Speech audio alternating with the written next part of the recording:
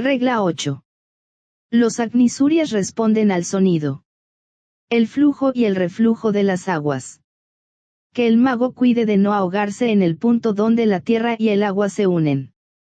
El punto medio, que no es seco ni húmedo, debe proporcionar el lugar donde él asiente sus pies. Donde se unen el agua, la tierra y el aire, ese es el lugar en que debe hacerse el trabajo mágico. Los tipos de fuerza astral. Sería aconsejable que el estudiante leyera con cuidado el comentario sobre esta regla, dado en Tratado sobre Fuego Cósmico. Se observará que es extremadamente abstracto y que contiene mucha información oculta y velada. Sin embargo, debería ser estudiado. Las palabras plano astral, también deberían estudiarse para poder obtener una idea general respecto a su naturaleza y función, como campo de batalla de los sentidos y el lugar desde el cual se lleva a cabo la magia. El deseo inteligente y constructivo del mago blanco, actuando bajo la instrucción de su propia alma y por lo tanto ocupado con el trabajo grupal, es el poder motivador detrás de todos los fenómenos mágicos. Este trabajo mágico comienza en la propia vida del mago, se extiende al mundo del plano astral y desde allí, cuando ya es potente, puede comenzar a manifestarse en el plano físico y oportunamente en los planos superiores. Por lo tanto, nos ocuparemos extensamente de esta regla porque abarca el trabajo y la actividad inmediata del aspirante inteligente. Es la más importante desde el punto de vista del estudiante común. No puede comprendérsela si no se ha hecho contacto con el alma, ni tampoco puede manifestarse en el plano físico la fuerza mágica del alma, hasta que el significado de sus frases esotéricas no haya sido, hasta cierto punto, trabajado en la experiencia interna del mago. La mayoría de los verdaderos aspirantes están ahora en el punto medio y pueden ahogarse, y paralizar su progreso en esta vida, permanecer y conservar el terreno ganado, o bien convertirse en verdaderos magos prácticos, eficientes en magia blanca, basada en el amor, animada por la sabiduría y aplicada inteligentemente a las formas. Por consiguiente, a fin de facilitar su estudio, dividiremos esta regla en 3 partes, y nos ocuparemos de cada una paso a paso, para poder captar su aplicación a la vida común del discípulo en probación, y alcanzar así una comprensión inteligente de sus amplias implicaciones. Estas divisiones son: 1. La respuesta de los elementales astrales y el consiguiente flujo y reflujo de las aguas. 2. Los peligros del punto medio, su naturaleza y la oportunidad que ofrece. 3. El lugar donde se hace el trabajo de magia. Estudiaremos a continuación el primer punto resumido para nosotros en las palabras siguientes. Los Agnisurias responden al sonido. El flujo y el reflujo de las aguas. La situación podría formularse en las concisas afirmaciones siguientes. Las reglas ya estudiadas exponen la verdad respecto al mago. 1. El alma se ha comunicado con su instrumento en los 3 mundos. 2. El hombre, en el plano físico, reconoce el contacto, y la luz de la cabeza brilla, unas veces reconocida por el aspirante y otras no. 3. El alma emite su nota. Se crea una forma mental en consonancia con la meditación unida del alma y del hombre, su instrumento. 4. Esta forma mental, encarnando la voluntad del ego o alma, y cooperando con la personalidad, toma para sí una forma triple, constituida de materia de los 3 planos y vitalizada por la actividad y las emanaciones de los centros cardíaco, laríngeo y ajna, del mago blanco el alma en conjunción con su instrumento. 5. Las envolturas de la personalidad, cada una con su propia vida individual, sienten que pierden su poder y la batalla se renueva violentamente entre las fuerzas de la materia y las del alma. 6. Esta batalla debe ser librada en el plano astral, y decidirá 3 cosas. Así es que el alma, en determinada vida, porque alguna vida contiene la etapa crítica, es el factor dominante, y la personalidad desde ese momento es la servidora del alma. Ve si el plano astral ya no es el plano de la ilusión, puede convertirse en el campo de servicio. C. Si el hombre puede llegar a colaborar activamente con la jerarquía, es capaz de crear y manejar materia mental y desarrollar así los propósitos de la mente universal, que son inspirados por el amor infinito e ilimitado y es expresión de la vida una. Este es el punto crucial de toda la situación, y cuando el hombre ha dominado las fuerzas que se le oponen, está preparado para la segunda iniciación, que indica la liberación del alma de la prisión del cuerpo astral. Desde ese momento el alma utilizará el cuerpo astral y moldeará el deseo, de acuerdo al propósito divino. Es de valor que el estudiante sepa dónde se encuentra y cuál es su problema específico. El hombre común está aprendiendo a controlar el cuerpo físico y a organizar su vida en el plano físico. El estudiante en el sendero de probación está aprendiendo una lección similar respecto a su cuerpo astral, su enfoque, deseos y trabajo. El estudiante en el sendero del discipulado aceptado debe demostrar este control, empezando por disciplinar la naturaleza mental y actuar conscientemente en el cuerpo mental. El trabajo del iniciado y el del adepto se desarrollan mediante tales realizaciones y no es necesario tratarlas aquí. La batalla se prolonga sobre una serie de vidas, pero en cierta vida alcanza un punto crítico, se hace la última tentativa y Arjuna triunfa en la lucha, pero únicamente dejando a Krishna asumir las riendas del control, aprendiendo a dominar la mente y revelando la forma de Dios. Distinguiendo entre el alma y la forma y la visión de la gloria perfecta que puede irradiar de las formas habitadas por Dios, aprende a elegir el camino de la luz y a ver su propia forma y todas las formas, como custodios de la luz. Así emprende el trabajo de convertir el cuerpo astral en un simple reflector de esa luz y, por medio del apaciguamiento del deseo, mediante la subyugación de los agnisurias, que constituyen su cuerpo astral y son la sustancia viviente del plano astral, aprende a actuar como adepto en ese plano, a penetrarlo a través de su ilusión y a ver la vida tal como es. Hablando simbólicamente, la sustancia del plano astral está animada por tres tipos de fuerza divina, que al unirse producen la gran ilusión, y son: primero, la fuerza del deseo egoísta. Esta energía involutiva desempeña un papel importante en la evolución, porque el egoísmo es la cuna de las almas infantiles. De allí que el aspirante no se somete al mismo. Segundo, la fuerza del temor. Es producto de la ignorancia, y en sus etapas iniciales no es el producto del pensar erróneo. Es fundamentalmente instintiva y predomina en el reino animal, que no es mental, así como también en el reino humano.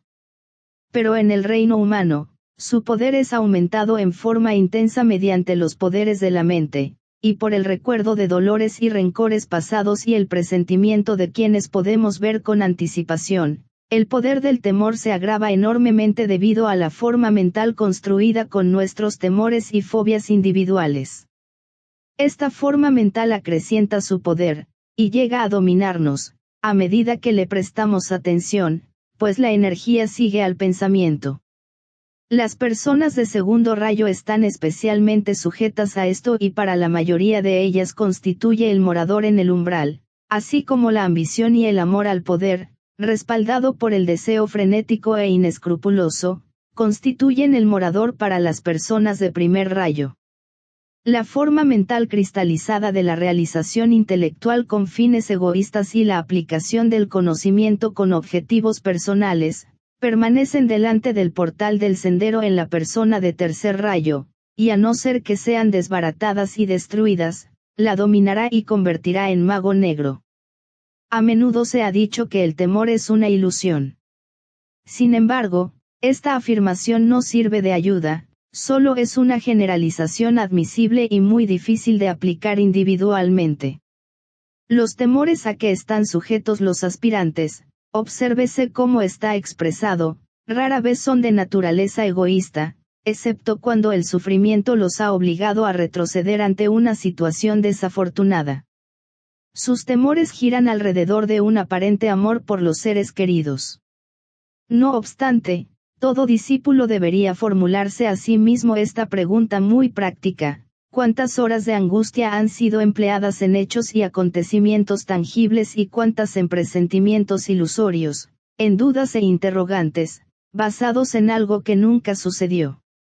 Quisiera señalar a mis hermanos que es necesario hacer dos cosas: meditar sobre la verdad en la vida diaria, usando como pensamiento simiente el concepto de la verdad practicada y vivida. Les sugiero que aprendan de memoria y utilicen la siguiente fórmula o plegaria, todas las veces que se vean arrastrados por ilusorios temores e innecesarios presentimientos.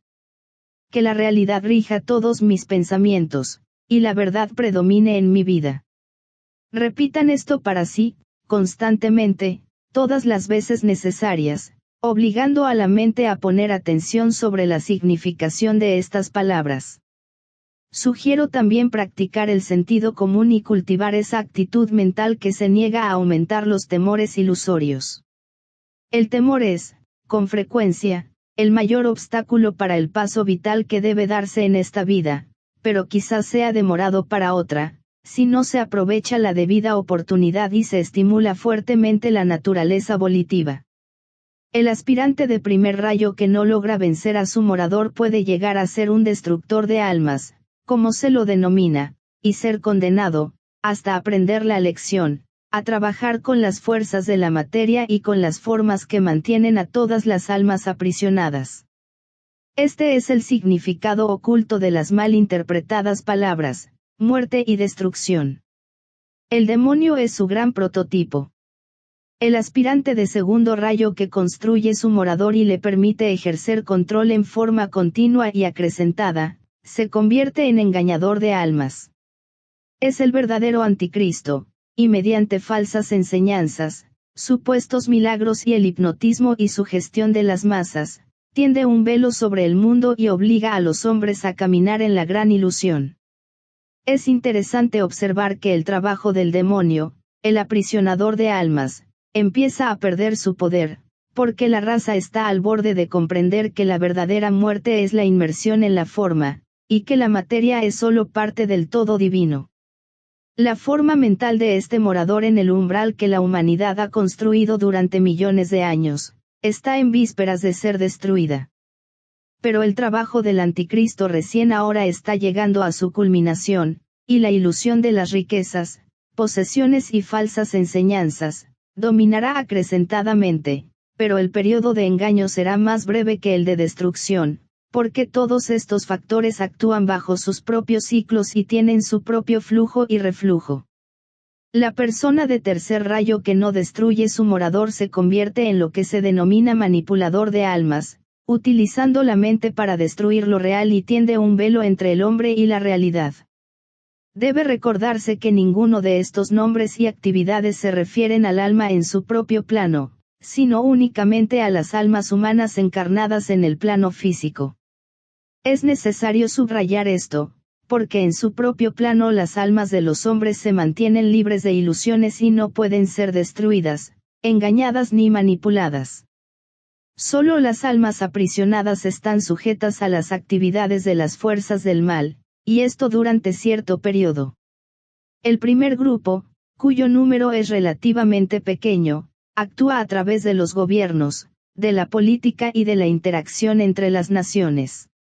El grupo de segundo rayo que alucina y engaña, actúa mediante los agentes religiosos, la psicología de las masas y el incorrecto empleo y aplicación de la devoción y las artes. Son los más numerosos. El tercer grupo actúa principalmente a través de las relaciones comerciales, en el mundo de los negocios y mediante el empleo del dinero, la concreción de prane o energía universal y el símbolo externo del flujo y reflujo universal. Estos pensamientos son sugestivos pero no vitales, porque se refieren a tendencias cósmicas. Tercero, la fuerza de la atracción sexual, la cual proviene del plano físico, y es el retroceso de un tipo de energía involutiva en el sendero de retorno. Hablando cósmicamente, se manifiesta como la fuerza atractiva entre espíritu y materia. Hablando espiritualmente, se demuestra como la actividad del alma cuando trata de llevar al yo inferior a una plena realización. Hablando físicamente, es el impulso de unirse el macho y la hembra para los propósitos de la procreación. Cuando el hombre era puramente animal, esto no implicaba pecado. Pero a este impulso se le agregó el deseo emocional y entonces se infiltró el pecado. El propósito por el cual se manifestó el impulso fue pervertido en la satisfacción del deseo. Ahora que la raza es más mental y la fuerza de la mente se hace sentir en el cuerpo humano, existe una situación aún más seria que solo podrá resolverse sin peligro cuando el alma asuma el control de su triple instrumento. Como lo demuestra esta regla, la humanidad está ahora en el punto medio. El hombre es arrastrado por el deseo egoísta y la ambición, porque todos tenemos cualidades de primer rayo. Es torturado por el propio temor, temor por la familia, los temores nacionales y raciales, porque todos oscilamos al ritmo de segundo rayo.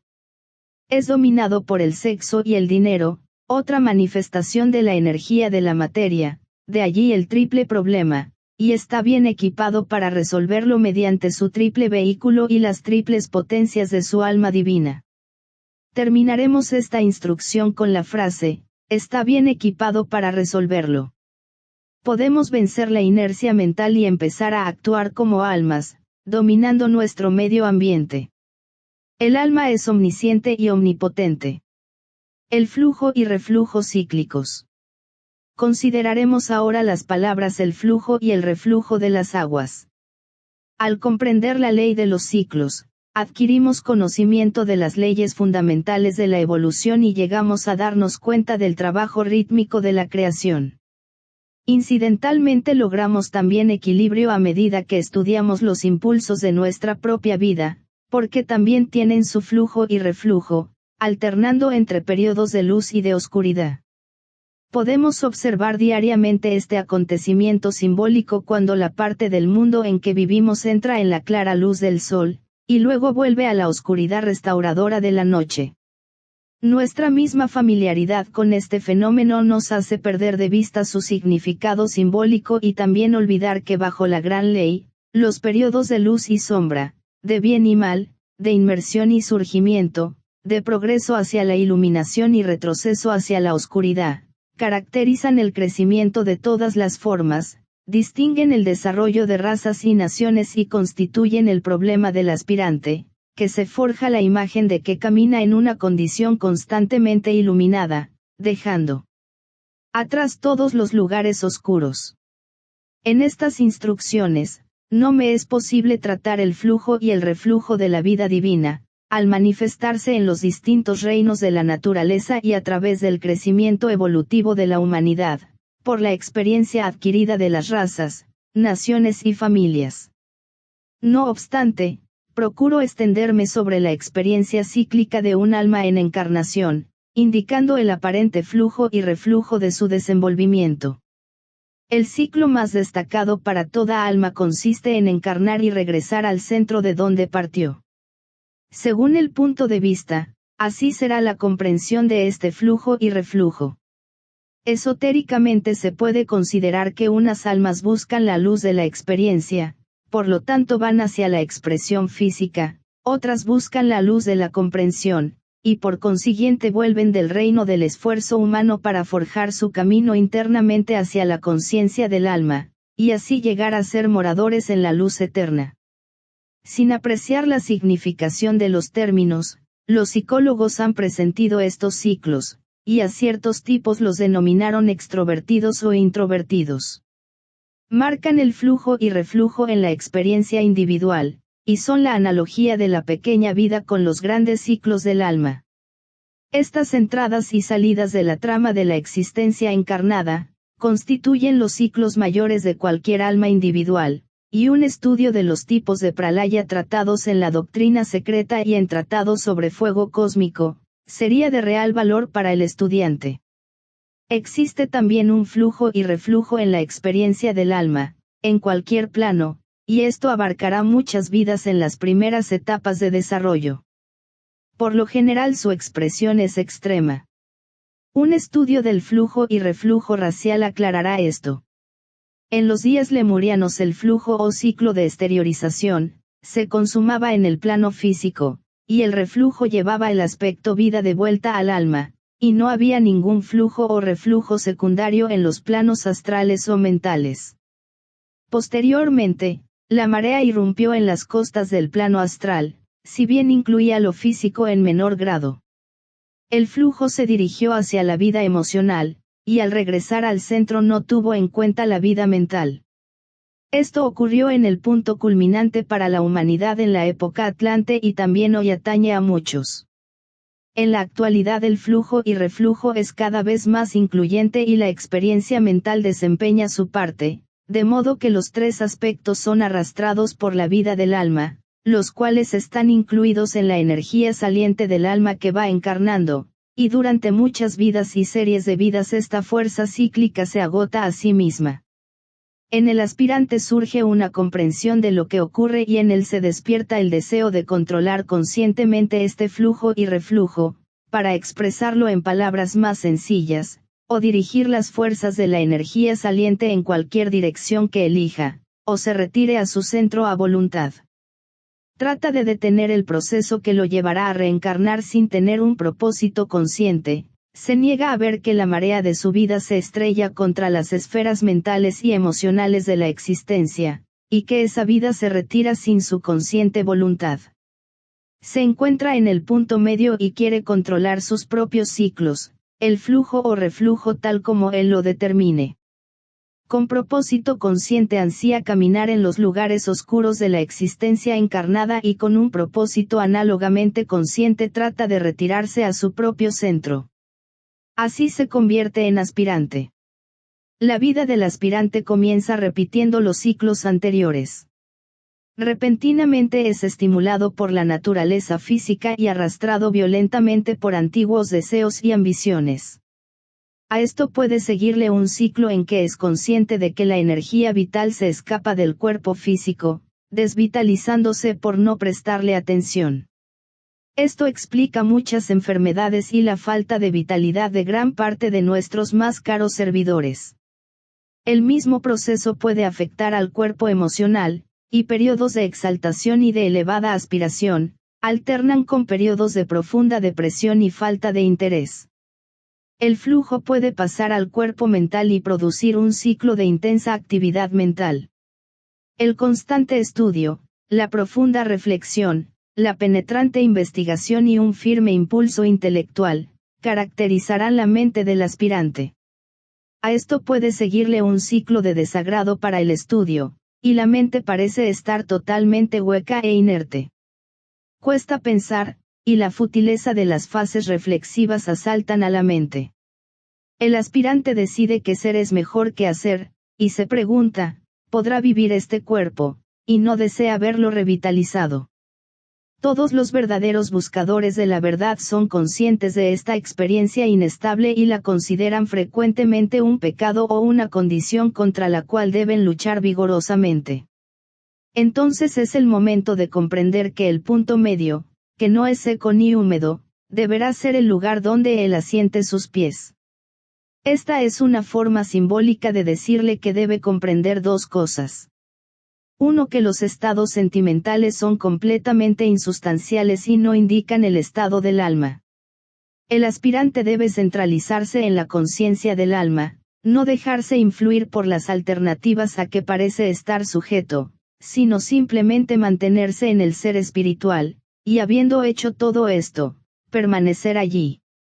2. Que el logro del equilibrio solo es posible donde han regido las alternativas, y que el flujo y reflujo cíclico continuará, mientras la atención del alma fluctúe entre uno u otro aspecto de la forma y el verdadero hombre espiritual.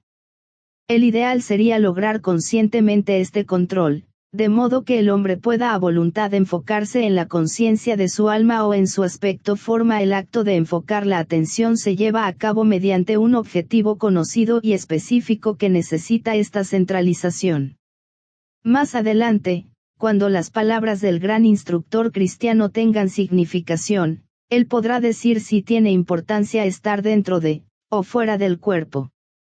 El acto de servicio determinará el punto de concentración del yo, pero será el mismo yo, liberado temporariamente de la conciencia de la forma, o sumergido en la forma para poder actuar en los diferentes aspectos del todo divino. El hombre espiritual trata de llevar a cabo el plan en la naturaleza e identificarse con la mente divina. Retirándose al punto medio, procura percibir su divinidad y luego, habiéndolo logrado, se enfoca en su forma mental, poniéndose en relación con la mente universal. Soporta restricciones para que, mediante ellas, pueda saber y servir. Trata de alcanzar los corazones de los hombres y llevarles inspiración desde las profundidades del corazón del ser espiritual. Nuevamente afirma el hecho de su divinidad y mediante una temporaria identificación con su cuerpo de percepción sensoria, sentimiento y emoción, se unifica con el mecanismo sensible de la divina manifestación, que lleva el amor de Dios a todas las formas del plano físico. Procura así ayudar en la materialización del plan divino, en el mundo físico. Sabe que todas las formas son producidas por las energías correctamente utilizadas y dirigidas. Conociendo plenamente su calidad de hijo divino y la potencia implicada en el reconocimiento mental de ese término, enfoca sus fuerzas en el cuerpo vital y se convierte en punto focal para la transmisión de energía divina y, por consiguiente, en un constructor unificado con las energías constructivas del cosmos. Lleva la energía del pensamiento iluminado y el deseo santificado al cuerpo etérico, trabajando así con devoción inteligente. Me han pedido una definición más clara del punto medio. Para el probacionista el plano emocional, el Kurukshetra plano de la ilusión, es donde la tierra, naturaleza física, y el agua, naturaleza emocional, se unen. Para el discípulo, es el plano mental, donde la forma y el alma establecen contacto y es posible la gran transición. Para el discípulo avanzado y el iniciado, el punto medio es el cuerpo causal, el Karana Sarira, el cuerpo espiritual del alma, manteniéndose como intermediario entre espíritu y materia, vida y forma, mónada y personalidad. Esto puede también ser explicado y comprendido en términos de centros. Todo estudiante sabe que existen dos centros en la cabeza. Uno se encuentra entre las cejas y tiene el cuerpo pituitario como su manifestación objetiva. El otro está en la región superior de la cabeza y tiene la glándula pineal como su aspecto concreto. El místico puro tiene centrada la conciencia en la parte superior de la cabeza, casi totalmente en el cuerpo etérico. El hombre mundano avanzado está centrado en la región de la glándula pituitaria. Cuando por medio del desenvolvimiento y el conocimiento esotéricos, se establece la relación entre la personalidad y el alma, existe un punto medio en el centro de la cabeza, el campo magnético llamado la luz en la cabeza, y es allí donde se sitúa el aspirante. Este punto es de importancia vital. No es terreno, ni físico, ni acuoso, ni emocional. Se lo podría considerar como el cuerpo vital o etérico, que ha llegado a ser la esfera de servicio consciente y de control dirigido, donde se utiliza la fuerza para fines específicos. Allí se sitúa el mago, y mediante su cuerpo de fuerza o energía, lleva a cabo el trabajo creador mágico. Esta regla contiene un punto muy abstracto, pero se puede aclarar si se estudian con cuidado sus palabras. Al final de la regla se dice que donde se unen el agua, la tierra y el aire, allí es el lugar en que debe hacerse el trabajo mágico. Es curioso, pero en estas frases se omite la idea de ubicación y solo se considera el factor tiempo. El aire es el símbolo del vehículo búdico, el plano del amor espiritual, y cuando los tres enumerados anteriormente se unen en su aspecto energía, indican un enfoque en la conciencia del alma y una centralización del hombre en el cuerpo espiritual. Desde ese punto de poder, fuera de la forma, desde la esfera central de unificación y desde el punto enfocado en ese círculo de conciencia, el hombre espiritual proyecta su conciencia en el punto medio, dentro de la cavidad cerebral, donde debe desarrollarse el trabajo mágico respecto al plano físico. Esta capacidad de proyectar la conciencia desde el plano de realización del alma hacia el trabajo mágico creador, en los subplanos etéricos, se hace posible a medida que el estudiante desarrolla en la meditación la facilidad de enfocar la atención en uno de los centros del cuerpo. Esto se lleva a cabo por intermedio de los centros de fuerza en el cuerpo etérico. Paulatinamente alcanza esa plasticidad y fluidez de la conciencia autodirigida que le permitirá valerse de los centros como el músico utiliza las 7 notas musicales.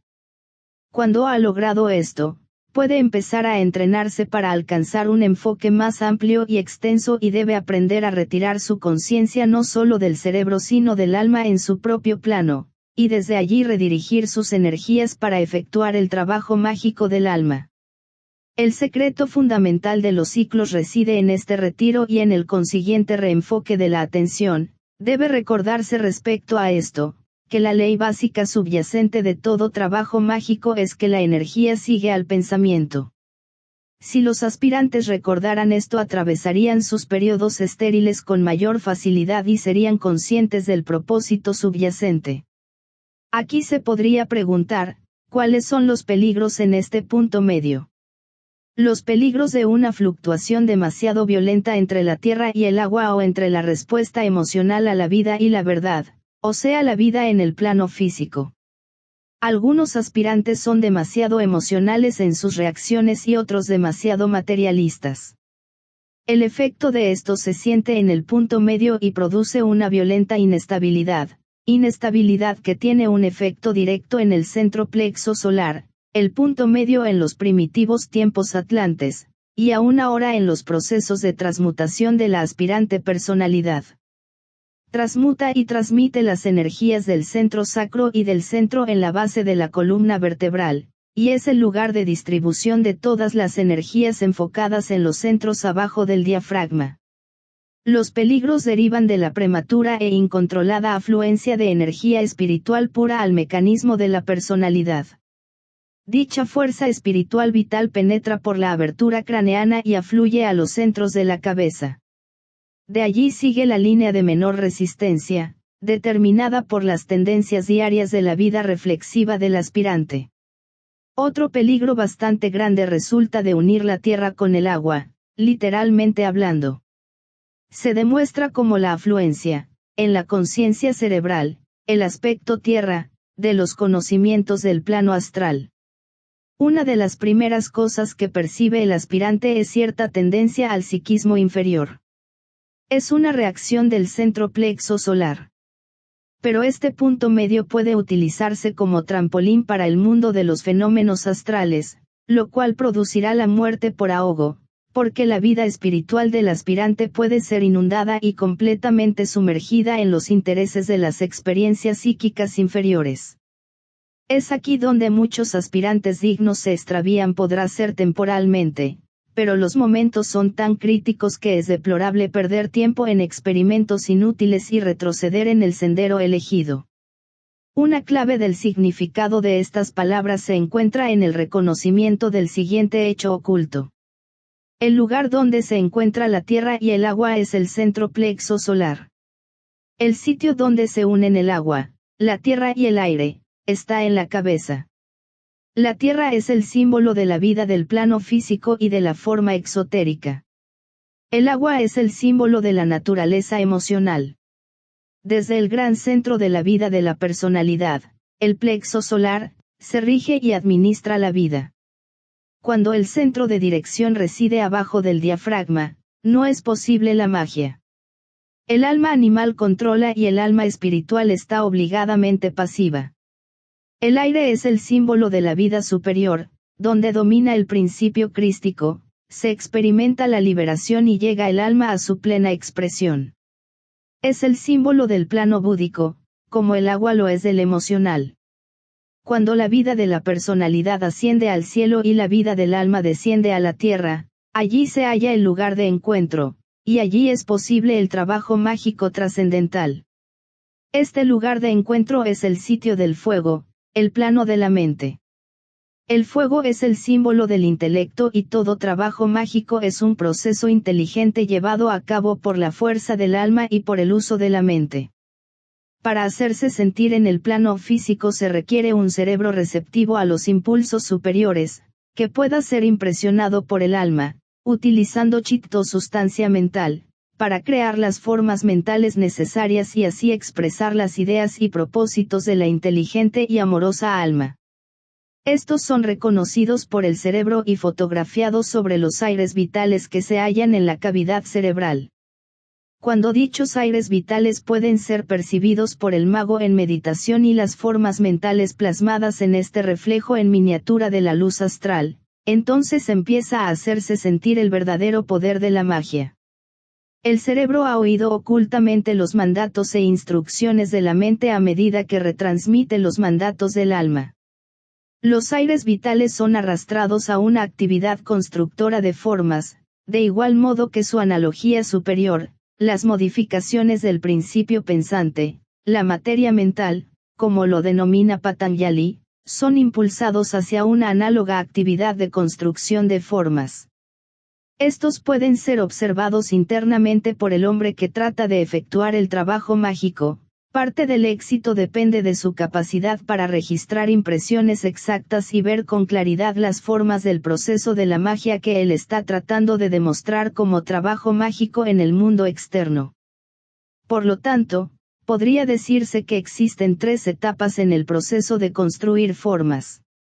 Primero, el alma u hombre espiritual, centrado en la conciencia del alma y actuando en el lugar secreto del Altísimo, visualiza el trabajo a realizar. Esto no es un acto consecutivo, sino que el trabajo de la magia, terminado y completo, es visualizado mediante un proceso que no involucra en absoluto el elemento tiempo o conceptos espaciales. Segundo, la mente responde al alma, recordándole el trabajo que debe realizar, y por medio de esta impresión, es llevada a la actividad la construcción de formas. De acuerdo con la lucidez y la iluminación de la materia mental, así será la respuesta a la impresión. Si la mente es un verdadero reflector y receptor de la impresión del alma, la correspondiente forma mental será exactamente igual a su prototipo. Si no lo es, como generalmente sucede en las primeras etapas del trabajo, entonces la forma mental creada será incorrecta y estará deformada, desequilibrada y fuera de perspectiva. Por medio de la meditación se aprende el trabajo exacto de recepción y de correcta construcción. De allí proviene el énfasis que todas las verdaderas escuelas de entrenamiento esotérico ponen sobre la mente enfocada, la capacidad de visualizar, la habilidad para la construcción de formas mentales y la captación exacta de la intención egoica. De aquí también la necesidad de que el mago comience el trabajo práctico de la magia, utilizándose a sí mismo como sujeto de experimento mágico. Así empieza a captar la visión del hombre espiritual, tal como él es en esencia. Se da cuenta de las virtudes y de las reacciones que ese hombre espiritual debe evidenciar en la vida del plano físico. Construye una forma mental de sí mismo como hombre ideal, el verdadero servidor, el maestro perfecto. Gradualmente coordina sus fuerzas para que el poder de ser lo que es en la realidad externa, empiece a tomar forma, de manera que todos los hombres la vean. Su mente crea un molde que es una réplica exacta del prototipo que moldea al hombre inferior y lo fuerza a estar de acuerdo con el ideal. A medida que perfecciona su técnica adquiere un poder que transmuta y transforma, actuando sobre las energías que constituyen su naturaleza inferior, hasta subordinarlo todo y llegar a ser en la práctica lo que es esotérica y esencialmente. Cuando esto acontece, empieza a interesarse por el trabajo mágico en el que deben participar todas las verdaderas almas.